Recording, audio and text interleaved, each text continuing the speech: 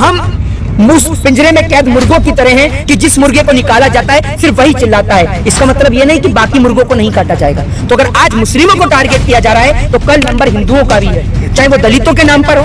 पूरा देश अच्छी तरह जानता है कि अंग्रेज डिवाइड एंड रूल की नीति से इस देश पर राज करके गए, फूट डालो शासन करो की नीति से। लेकिन फिर भी आज हम लोग फूट डालो शासन करो की नीति को भाजपा को इस देश के अंदर करने दे रहे हैं। क्यों? इस देश की कुर्सी पे नरेंद्र मोदी जैसे नेता, जब इस देश की कुर्सी पे अमित शाह जैसे तड़ीपार गृह मंत्री, योगी आदित्यनाथ जैसे मुख्यमंत्री इस देश की कुर्सी पे विराजमान होंगे इस देश में,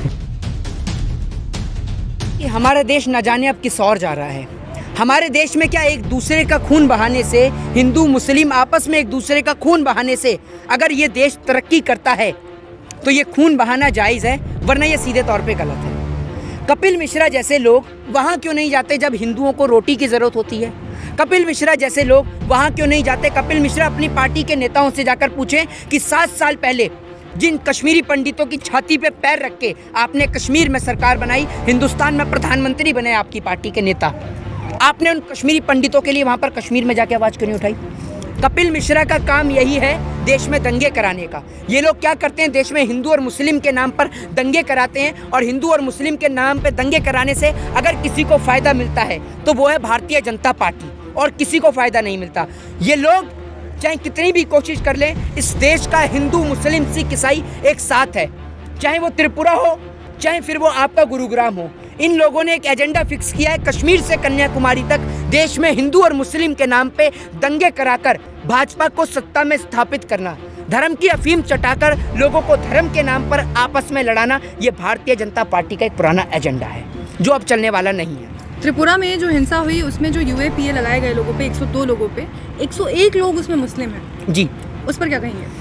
देखिए, कभी हम इस देश के अंदर सीए एनआरसी के नाम पर हिंदू मुस्लिम होते हुए देखते हैं, कभी हम मॉब लिंचिंग के नाम पर हिंदू और मुस्लिम होते हुए देखते हैं, कभी हम गाय के नाम पर हिंदू और मुस्लिम होते हुए देखते हैं, कभी यूए और पीए के नाम पर हम हिंदू और मुस्लिम होते हुए देखते हैं, तो कभी गुरुग्राम तो कभी त्रिपुरा में देखते हैं। आखिर हमारे देश के अंदर आखिर क्यों हिंदुओं को, मुस्लिमों को अपनी नागरिकता का प्रमाण पत्र देना पड़ता है? क्यों मुस्लिमों को बार बार ये साबित करना पड़ता है कि वो आतंकवादी नहीं हैं, वो इस देश के नागरिक हैं, उनके बच्चे? अगर आप इतनी हिंदू मुस्लिमवाद वाली बात करते हैं तो सरहद पे जितने भी मुस्लिम भाई तैनात हैं, सरकार एक एजेंडा क्लियर तौर पे ला देना कि आर्मी में कोई मुस्लिम भर्ती नहीं होगा, क्लियर बोले ना, निकाले सरकार अपने पिटलगुओं को क्यों भेजती है? कपिल मिश्रा जैसे लोगों को सरकार क्यों छोड़ती है दंगे कराने के लिए? क्यों छोड़ती है बताइए ना आप मुझे। सरकार क्लियर बोल दे ना, सरकार बोलने से डरती है क्या इस बात को? दंगा कराने वाला शब्द इस्तेमाल करते हैं, भड़काऊ भाषण देते हैं, उनके ऊपर यूपीए नहीं लगता, लेकिन मुसलमान अगर उस दंगा भड़काने वाले के खिलाफ बोलता है उनके ऊपर यूपीए लग जाता है। एक बात आप मुझे सीधे तौर पे बताइए, आप मौलाना अब्दुल कलाम आज़ाद के बारे में क्या जानते हैं? आप क्या जानते हैं मीर उस्मान अली के बारे में? बताइए, आप क्या जानते हैं इस देश के इतिहास के बारे में? अगर मौलाना अब्दुल कलाम आज़ाद ये सोचते कि वो मुस्लिम है तो क्या वो इस देश को मिसाइल देते? वो तो पाकिस्तान को मिसाइल देते ना, लेकिन उन्होंने इस देश को मिसाइल दी। मीर उस्मान अली वो हैं जिन्होंने 5 लाख रुपए दिए थे अलीगढ़ मुस्लिम यूनिवर्सिटी को और 10 लाख रुपए दिए थे बनारस हिंदू विश्वविद्यालय को। तो जो लोग हिंदू और मुस्लिम की बात करते हैं वो एक बार इस देश के इतिहास को खंगाल लें। 1857 की विद्रोह क्रांति को पढ़ लें। 1857 की विद्रोह क्रांति किसने करी? मंगल पांडे। नेतृत्व किसने किया? बहादुर शाह जफर ने। किसके उसमें? महारानी लक्ष्मीबाई के उसमें। तो आप पढ़ के देखिए देश के इतिहास को। आप क्या जानते हैं इस देश के बारे में? आप क्या जानते हैं हुकुमचंद जैन के बारे में और मौलाना हामिद के बारे में? पढ़िए ना आप उनके बारे में। अब्दुल कलाम आज़ाद 5 जो उनके समय होते हैं नमाज के, वो 5 नमाज पढ़ते थे। अपने धर्म को लेकर बहुत ही, जिसे कहते हैं, अपने धर्म के प्रति वफादार थे। उसके बाद भी उन्होंने देश को कितना कुछ दिया, देश के प्रति भी उन्होंने अपनी वफादारी और अपना प्रेम पूरी तरह से दिखाया। लेकिन आज उन्हीं मुसलमानों को जो ज़मीन दी गई है नमाज़ पढ़ने के लिए, वहीं उन्हें नमाज़ पढ़ने से रोका जा रहा है। देखिए, जिन हिंदू और मुस्लिम की आपको ये लोग बात करते हैं ना, अगर उस हिंदू धर्म का, उस सनातन धर्म का सा भी पढ़ लेना, तब इनकी बुद्धि पूरी साफ हो जाएगी। आप ये समझ लीजिए, साथ से सनातन और साथ से साफ। इन जैसे नेताओं को सनातन धर्म पढ़ना चाहिए। हमारा धर्म क्या सिखाता है? हमारा धर्म लोगों का आदर करना सिखाता है। हमारा धर्म भूखे को रोटी और प्यासे को पानी पिलाना जानता है। हमारा धर्म किसी को कष्ट, किसी को हानि, किसी को नुकसान पहुंचाना नहीं जानता। हमारे धर्म में अगर गुरुद्वारे में लंगर चलता है, अगर हमारे धर्म में मंदिर में खाना बंटता है, भंडारा बंटता है, तो वो इसलिए ताकि लोगों को खाना खिलाया जाए। हमारे धर्म में किसी से कोई जाति धर्म नहीं पूछा जाता। जब आप धार्मिक स्थलों पर जाते हैं तो आपसे जाति धर्म नहीं पूछा जाता। लेकिन आज इन लोगों ने एक ऐसा दिमाग के अंदर, लोगों के अंदर में एक माइंड सेट कर दिया है। हमारे हिंदू धर्म के आप बड़े बड़े गुरुओं को देख लीजिए, कभी वो इस तरीके का नीच बयान नहीं देते जिस तरीके का बयान भाजपा के नेता देते हैं। कभी आपने जो सबसे बड़े गुरु हैं शंकराचार्य जी महाराज, आपने उनके मुंह से कभी इस तरीके का बयान सुना है कि मुस्लिमों को काटा जाए या हिंदू और मुस्लिमों को आपस में लड़ाया जाए? पूरा देश अच्छी तरह जानता है कि अंग्रेज डिवाइड एंड रूल की नीति से इस देश पर राज करके गए, फूट डालो शासन करो की नीति से। लेकिन फिर भी आज हम लोग फूट डालो शासन करो की नीति को भाजपा को इस देश के अंदर करने दे रहे हैं। क्यों?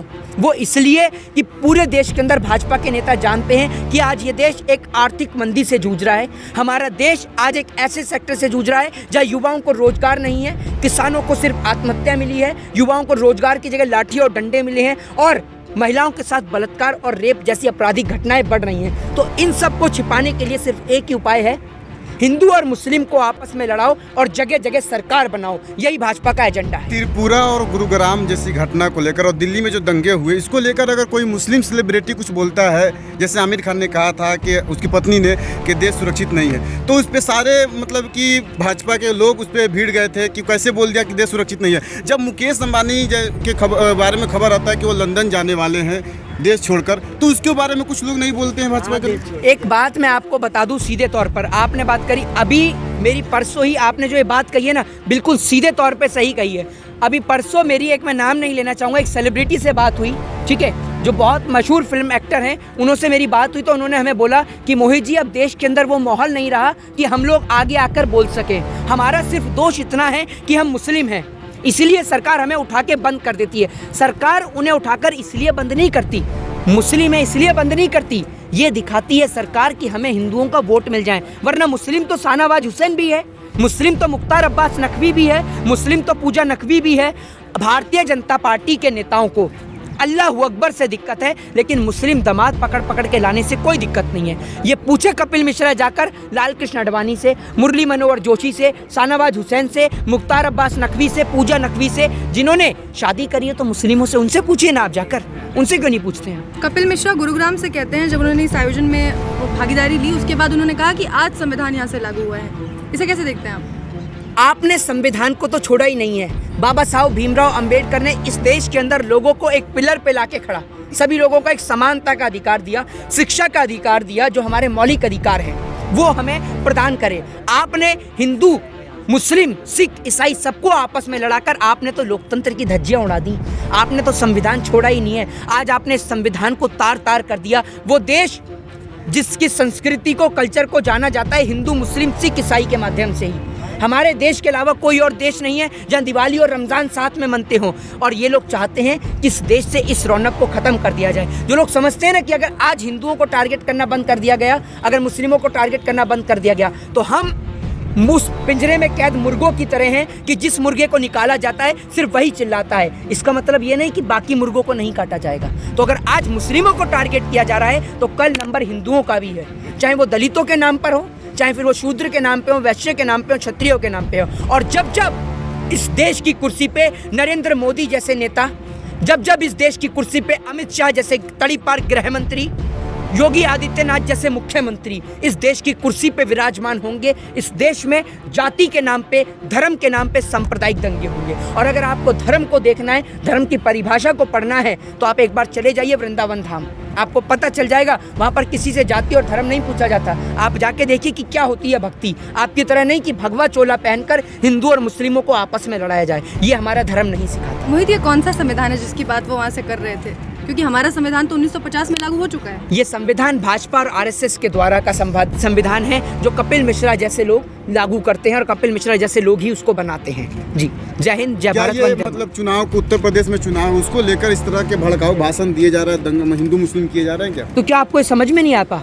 आपको समझ में नहीं आता कि 5 से 6 स्टेटों में चुनाव है, तो ये इसीलिए किया जा रहा है कभी किसी स्टेट में हिंदू खतरे में बताया जाता है तो कहीं पे हिंदू और मुस्लिम के नाम पे दंगे किए जाते हैं। तो ये इनों का एक प्रोपोगेंडा, एक एजेंडा है हिंदू वर्सेस मुस्लिम कराने लास्ट का। क्वेश्चन आपसे, आपने कहा कि एक सेलिब्रिटी से बात हुई, उसका नाम बता सकते हैं? देखिए, मैं उनका नाम नहीं बता सकता क्योंकि फिर सभी लोग उनको भी ट्रोल करना शुरू कर देंगे, लेकिन मेरे को बड़ा दुख हुआ जब उन्होंने इस प्रकार की बात कही। लेकिन मैं उनको भी यही कहना चाहूँगा, विशेषकर कि ये देश लोकतांत्रिक देश है, इस देश में सभी लोगों को बोलने की आज़ादी है, तो आप भी अपने विचारों को जरूर रखें। जय हिंद, जय भारत, वंदे मातरम।